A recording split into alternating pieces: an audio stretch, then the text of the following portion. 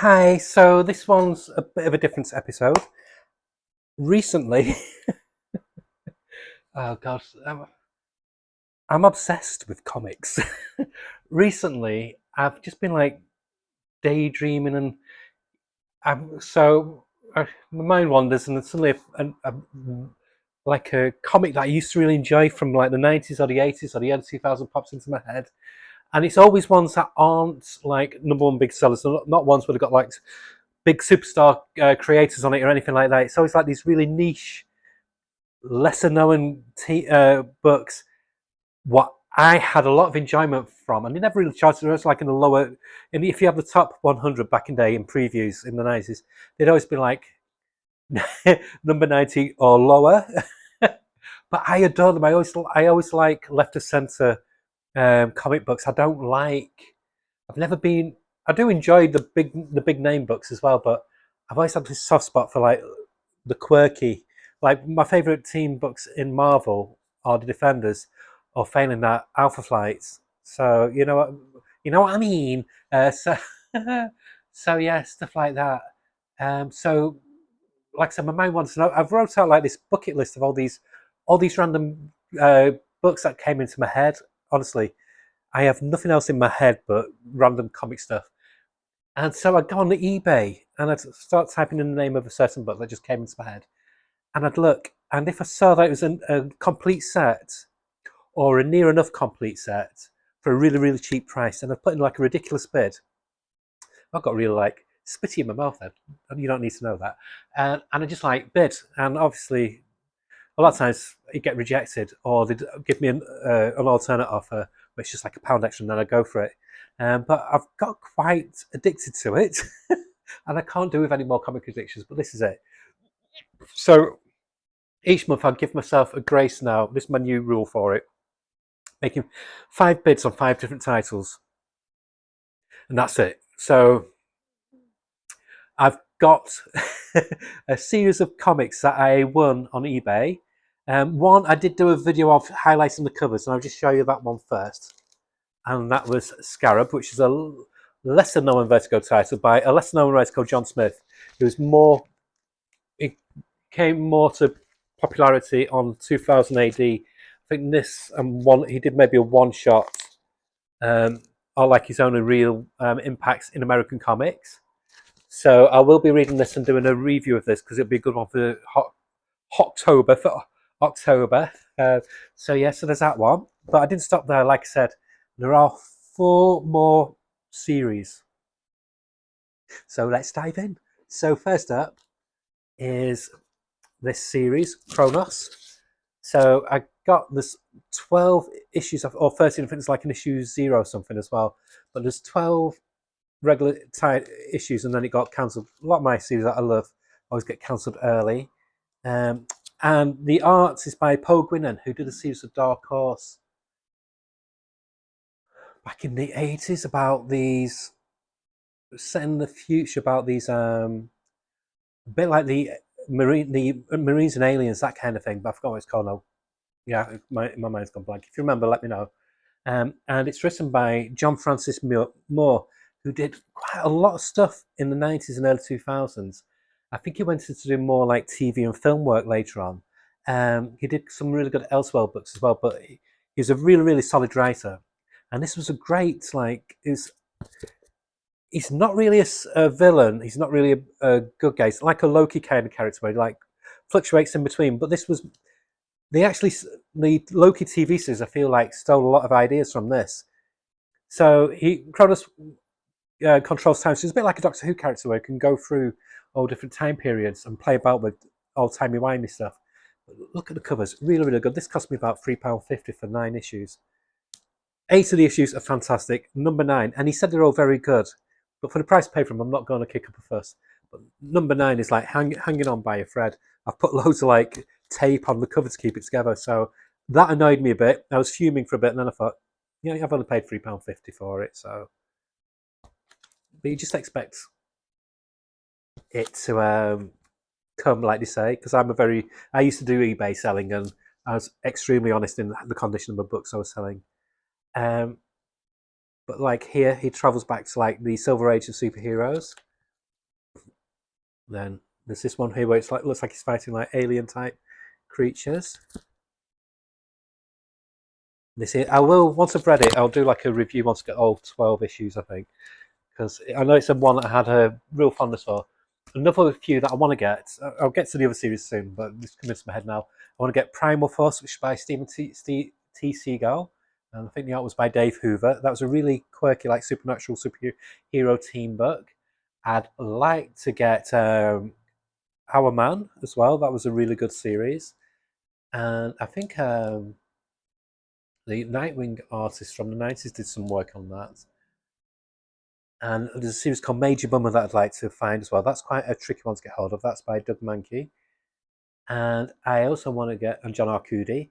I also want, a lot of it's very DC centric, I'm afraid. For Marvel, I can get the stuff I want, the obscure stuff, a lot of the time in Epic Collections and stuff. Like I got the Defenders one. I'm much more, Marvel, it's much more 80s and 70s, and some of the Marvel Knight stuff that I'm a fan of.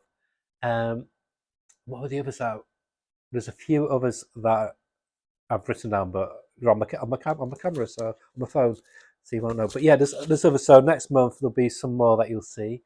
Um, but yeah, it's just really quite fun. It's just nice having these nostalgic ideas, these nostalgic thoughts of comic series that I loved, and then finding them on eBay. It's like, ooh, it's a sign I've got to get it. So that was Kronos, and we've looked at Scarab previously, and this one is gorgeous. This is a 9-issue complete series, and it's early work by Chris Sprouse, who did the Alan Moore Supreme run, and he also did Tom Strong, and he's done loads of stuff. Did some really nice aliens. I think he did Alien crossed over with The Authority, I think it was, which is a really good, I think either one or two shot book written by Warren Ellis. But its artwork's really nice, and it's written by Tom Joyner, who he was made a bit of an impact on for himself on Image and DC in the 90s, but this one's from 1993. This one, well, it's kind of disappeared now. But yeah, I got this for the Chris Sprouse artwork. But I remember having fond feelings for this because it's a now the I think they've got the rights gone back to the creators, to Chris Sprouse and Tom Joyner, and it's a really quirky space opera type of series. Really, really good. This might be the first one I'll read out of the bunch. What I've got recently. Why am I doing that? Because that's better. Apologies for the glare. But you can see Chris Sprouse has always been like fully formed in his art style, very, very distinctive. He's a very pleasing artist. But yeah, this is like a really fun space romp. Like, let's want to talk about space romps. I want to get Time Masters as well, and I'd like to get the Hawkwell series that Tim Truman wrote after he did the Hawkworld miniseries. It's coming in my head now. But this is a series that I really adored back in the day. This was 1992 it first came out. This was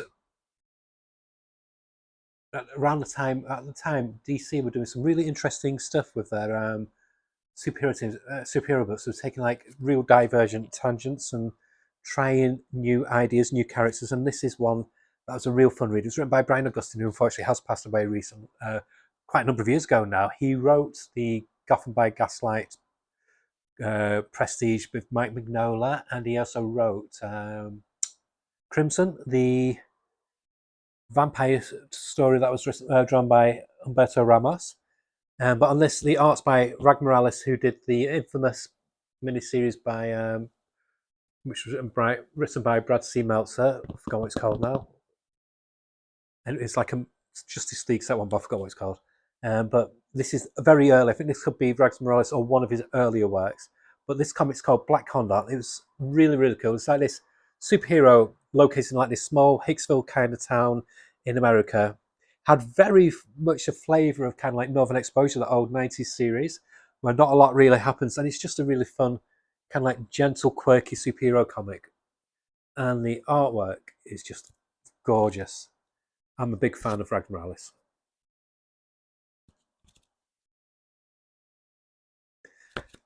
So I honestly, I want to read this one now. Looking at it, there's so much temptation. Another series I want to get is Slash Road as well, which was Paul Gulacy and Doug Monch, kind of like a Mad Max kind of style of comic. And Nathaniel Dusk is another series I want to pick up. And one that I am bidding on, but I'm not sure if I'll get it, is they've got the complete. Somebody's got the complete set of Return of the New Gods, which is the comic. It's so Jack Kirby's original series of New Gods ended, I think, 1972-73, and then in 1977 they decided to resurrect that series from the same. So they resumed it from issue 12, but it was in 1977. But I think it was Jerry Conway who wrote it, and I can't remember who the artist was. But this seller's got like the whole run. There's only about 9 issues. It wasn't a successful relaunch, but I'm a huge New Gods fan, so that's one that I'm bidding for as well at the moment. So I'll keep you updated. Number 10, and the Ray, which is this character here. That was another fun series. They did a 6-issue or 4-issue series, which was illustrated by Joe Quesada. I think it could be his first comic work or one of his earlier works. So I want to get that, and I want to get the ongoing series because he had fond memories of that. Looking at this, I do realise how much of a DC head I am. There we go. I do love Marvel as well when they're good. And lastly, but not because it's the worst, it's one of the best, in fact. There was like a real weird period in DC in the early 80s, mid 80s, sorry, where John Wagner, Pat Mills, and a few of the 2000 AD writers did stuff for DC, but they were like just pure like 2000 AD strips. Like you had Metalzoic, which was Pat Mills writing and Kevin O'Neill illustrating it, and it was literally looked like it just ripped from the page of 2000 AD. And John Wagner, Alan Grant, and Cam Kennedy did a similar one. Pardon me, for DC, 12-issue maxi series called Outcast, and it even lists it as a 12-issue Future Shock. Which in 2000 AD they used to do these one-shot stories called Future Shocks. Alan Moore wrote a load, Peter Milligan wrote a load back in the day, and so they are cashing in on the 2000 AD attachments of these creators on it. But this was a wonderful series. Electric Warrior, that's another comic I want to get. And they just ran for 12 issues, but they kept the same team on it. So the art's a bit unusual because it's not Cam Kennedy normally inks himself, but Montano inks him. So it gives it a bit of a different flavour, but it's still very blatant Cam Kennedy artwork, who did some really nice early Star Wars comics for Dark Horse as well, written by Tom Veitch. So that's the first issue. As you can see, pure 2000 AD kind of characters. You could imagine those on fighting Judge Dredd.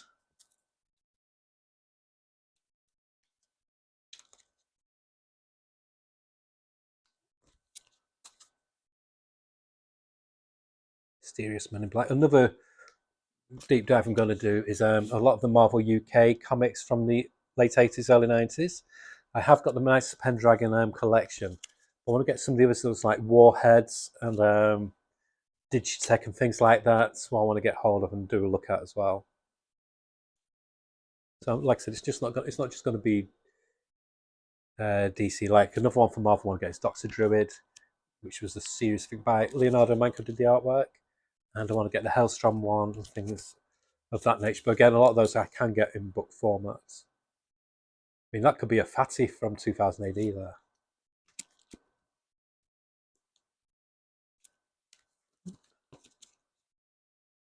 There's a brain in a jar.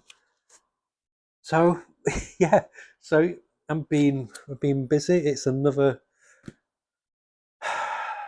bit of addiction. So I need to buy another comic box. I was hoping to keep my comics what I weren't buying on the regular monthly poll, so I could just get in collections. But my brain goes random, and there's a lot of titles that I love, a lot of stuff I love, dating back to the 80s and 70s, sometimes a bit further, what you just can't get in collected editions. So, and I don't want to read them digitally, so I'd rather just get them like this if I can for a cheap price on eBay. And hopefully next month, or give or take, next month or 6 weeks, or whatever, I'll have another pile of 5 and I'll be able to show you those. So, a bit different. Hope you enjoyed that. Hope it wasn't too waffly. And see you soon. Bye.